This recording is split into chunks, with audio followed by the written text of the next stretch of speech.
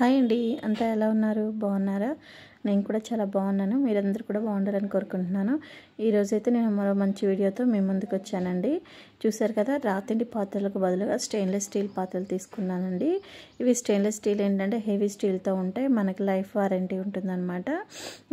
Stainless స్టీల్లో కూడా కొంచెం తక్కువ క్వాలిటీ ఉన్నాయి, రెండో క్వాలిటీ కూడా ఉన్నాయండి. చూసారు కదా, ఇది 24 cm అనమాట. దీని మందం వచ్చేసి ఇంత ఉందండి, ఇంత ఉంది.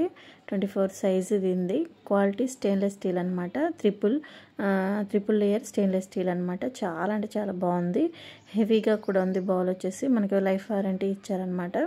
ఎందుకంటే ఇవి మనం రాతిండికి బదులుగా మార్చుకోవాలనుకున్నానండి. ఒకేసారి అన్ని బౌల్స్ మార్చలేం కాబట్టి ఇలా చిన్నగా ఒక్కొక్కటిగా రిక్వైర్మెంట్ చేసుకోవాలనుకుంటున్నాను నేనైతే. ఎందుకంటే మన అల్యూమినియం అనేది మన కడుపులోకి వెళ్ళడమే కాకుండా బ్రెయిన్లో కూడా ప్రవేశిస్తుంటండి. దానివల్ల మనకు చాలా హెల్త్ ఇష్యూస్ వస్తాయంట. అదే కాకుండా అల్జీమర్స్ అంటే మతిమరుపు లాంటివి వస్తాయి మనకి, బ్రెయిన్లోకి వెళ్ళడం. ఇది కడుపులో కూడా మనకి స్టోర్ అయి ఉంటుందంటండి అది అల్యూమినియం అనేది.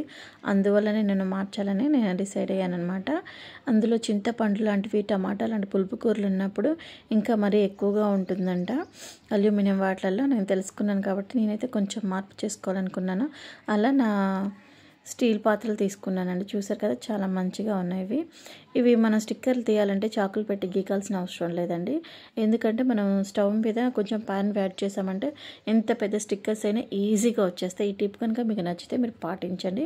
చూసారు కదండి, నేను ఒకటి వచ్చేసి క్వాంటిటీ 1 kg, 1 kg తీసుకున్నానండి. ఎందుకంటే మనకి డైలీ యూస్కి పనికొస్తాయని తీసుకున్నాను. ఎందుకంటే చిన్న చిన్న పాత్రల్లో వండలేం కదా. ఒక మీడియం సైజ్ అయితే రోజు డైలీ వండడానికి పనికొస్తాయి. చూసారు కదా, ఎలా ఉందో వీడియోలో కామెంట్ సెక్షన్